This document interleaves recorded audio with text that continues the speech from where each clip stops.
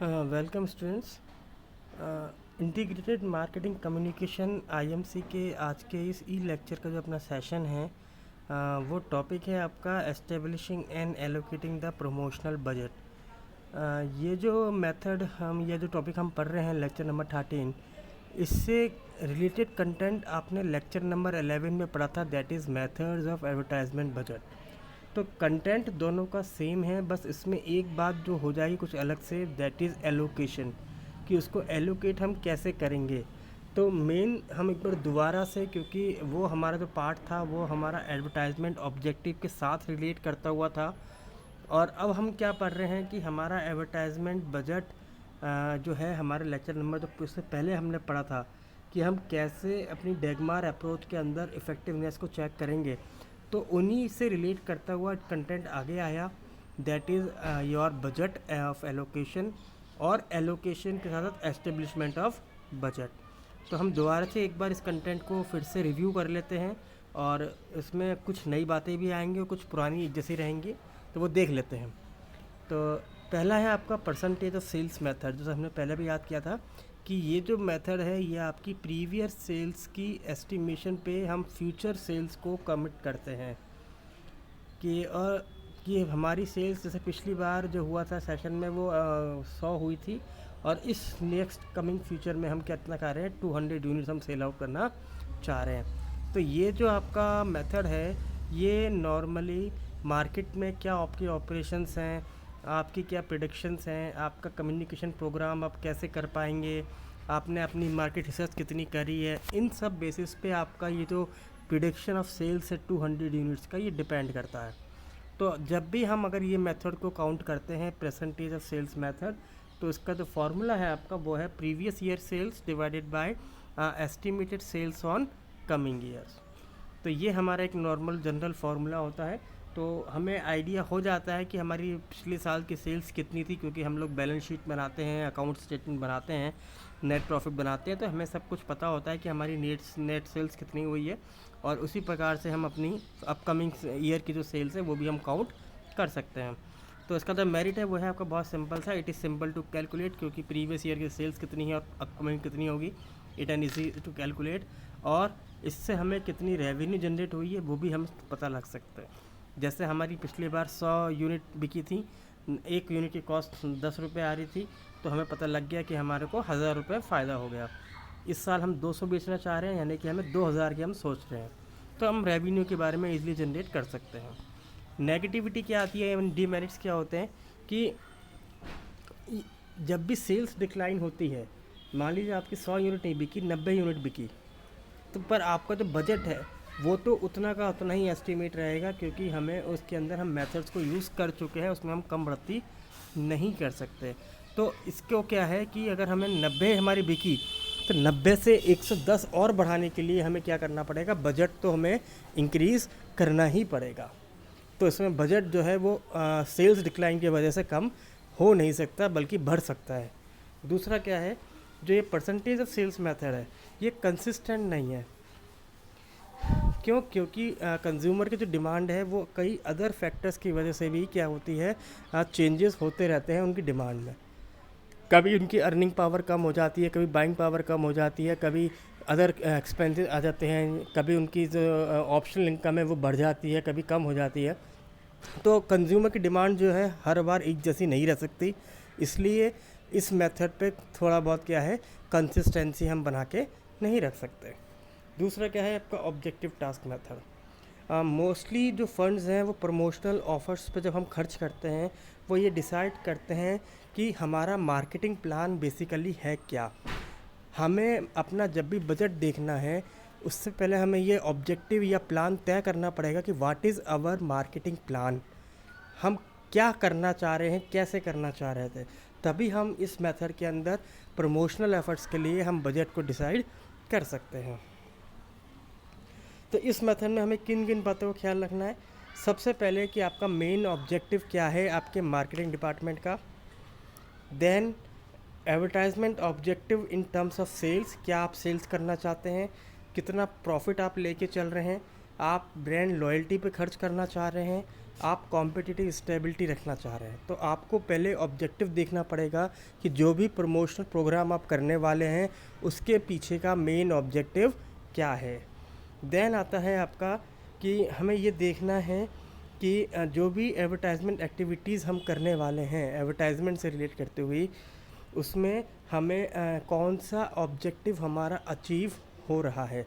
क्या हमारी सेल्स के रिगार्डिंग है, प्रॉफिट के रिगार्डिंग, ब्रांड लॉयल्टी के रिगार्डिंग, या कॉम्पिटिटिव स्टेबिलिटी के रिगार्डिंग। तो जब भी आप ये करें, आपको ये देखना पड़ेगा कि कौन सा ऑब्जेक्टिव आपका अचीव हो जाएगा इस प्रमोशनल प्रोग्राम को यूज़ करने से। देन आपको हर एक एडवर्टाइजमेंट की एक्चुअल एस्टिमेटेड कॉस्ट वो निकालनी पड़ेगी। देन और इन सब कॉस्ट को आपको क्या करना पड़ेगा, इंक्लूड करना पड़ेगा अपने अंडर दिस यूजिंग मेथड। तो जैसे मैंने देखा कि एडवर्टाइजमेंट करने से मेरी कॉस्ट 100 रुपये आ रही है, सेल्स प्रमोशन की 200 रुपये आ रही है, पब्लिसिटी 50 रुपये आ रही है, वर्ड ऑफ माउथ पर खर्च करूँगा तो उसमें 70 रुपीज़ आ रही है। तो इन सभी का मैं क्या करूँगा, अमाउंट को कॉस्ट को इंक्लूड कर लूँगा, और जो मेरा अमाउंट आएगा उतना मैं अमाउंट का बजट मान के चलूँगा। तीसरा आता है आपका कॉम्पिटिटिव पैरिटी मेथड। इस मेथड के अंदर जो मैनेजर्स होते हैं वही अपना बजट अमाउंट तय करते हैं जो आपका कॉम्पिटिटर यूज़ कर रहा है। जैसे हमें पता लगा कि हमारा कॉम्पिटिटर एडवर्टाइजमेंट के ब्रॉडकास्ट में खर्चा करता है, तो हमने देख लिया कि उसका जो एडवर्टाइजमेंट आ रहा है वो कब आ रहा है, रात को 8 बजे से लेकर 8:30 के बीच में। तो 8 बजे से लेकर 8:30 का हमने देखा कि टाइम को हम क्या कहते हैं, उसमें एडवर्टाइजमेंट की प्राइस रेंज क्या चल रही है, बेसिकली कौन सी सीरियल में उसका खास तौर पर एडवर्टाइजमेंट आ रहा है, उसकी टीआरपी रेटिंग क्या चल रही है। और तो हम इस तरीके से क्या करते हैं, जो मार्केटिंग मैनेजर होता है वो अपने कॉम्पिटिटर के करने वाले एक्सपेंसेस को पे वॉच करता है, मॉनिटर करता है, और उसी के बेसिस पे अपना भी फंड जो है वो तैयार कर लेता है। अब इसके डीमेरिट्स अगर हम देखें तो क्या है, ये एक डिफेंसिव स्ट्रेटेजी, क्योंकि हम कुछ एफर्ट्स अपनी तरफ से नहीं कर रहे, हम सिर्फ कॉम्पिटिटर पे बेस्ड हैं। दूसरा, कॉम्पिटिटर का एक्चुअल बजट हमें पता नहीं लग सकता, क्योंकि सिर्फ एक टीवी को वॉच करके या टीआरपी के पता करने के बाद से। उसके अलावा ये मेथड इस बात को इग्नोर कर रहा है कि प्रमोशनल गोल्स अचीव होंगे या नहीं होंगे, क्योंकि हम तो सिर्फ ये देख के चल रहे हैं कि कॉम्पिटिटर क्या कर रहा है, पर हमारे कौन सा ऑब्जेक्टिव इससे अचीव होंगे ये हमें पता नहीं लग पाते इस मेथड में। उसके अलावा इस बात की कोई अश्योरिटी या गारंटी नहीं होती कि कॉम्पिटिटर अपना जो प्रमोशन बजट है उसका अमाउंट जो है वो कम या इंक्रीज़ या डिक्रीज़ करेगा या नहीं करेगा। देन और ये इस बात को भी इग्नोर कर देता है मेथड कि फर्म या ऑर्गेनाइजेशन को भी इससे कुछ एडवांटेज हो रहा है। तो ये एक मेथड है कंपैरेटिव। देन आता है affordability of funds available method. ये जो मेथड है ये यूजुअली स्मॉल कंपनीज यूज़ करती हैं, क्योंकि इसके अंदर कंपनीज़ के पास कुछ लिमिटेड ही पैसा है, क्योंकि स्मॉल कंपनीज़ हैं उनके पास ज़्यादा पैसा नहीं है to invest for advertisement budget, तो इनके पास एक लिमिटेड पैसा है। तो ये वही ऑप्शन एडवर्टाइजमेंट का यूज़ कर सकती हैं जिसके अंदर कम खर्चा हो और इजीली वो अपने मार्केटिंग और अपने अदर प्रमोशंस को यूज़ कर सकते हो उस एक्सपेंसेस के थ्रू। तो जब भी ये कंपनीज जो हैं अपने आप को एडवर्टाइज़ करने की सोचती हैं तो वो पूरे साल का एक बार अमाउंट निकाल लेती हैं, क्योंकि ये अकॉर्डिंग जो सिचुएशन जो है मार्केट में पैसा खर्च नहीं कर सकती कि आज हमने एडवर्टाइजमेंट बनाया, हमने देखा कि हमारा ख़राब हो रहा है या हमें फीडबैक नहीं आ रहा, तो हम दूसरा प्रमोशन पर चले जाएँ। तो ये क्या है, पूरे ईयरली का बेसिक बजट एक बार में बनाती हैं स्मॉल कंपनीज़, और ये अपने टोटल अवेलेबल फंड्स के बेसिस पे इस चीज़ को डिज़ाइन करती हैं। तो इसमें जो स्मॉल कंपनीज़ के लिए इस मेथड में एक बात और कही गई कि ये सिर्फ इस बात के लिए नहीं है कि वो सारे एक्सपेंसेस को बेयर कर दें, यहाँ पे कुछ ऐसे डिसीजंस भी होते हैं क्योंकि वो सिचुएशन बेस्ड है। जैसे अभी हम देख रहे हैं कि सडनली मार्केट में कोविड-19 जैसी इशू आया, अब कंपनीज़ की जब सेल्स ही नहीं हुई, ऑफिस ही नहीं खुले, एम्प्लॉयज़ आ ही नहीं रहे, तो उनका ये जो बजट था वो अगर उन्होंने पहले ही स्पेंड कर दिया होगा एडवर्टाइजमेंट के ऊपर, तो ये उनके लिए क्या होगा, वेस्टेज हो सकता है। अब इसकी लिमिटेशन अगर हम देखें,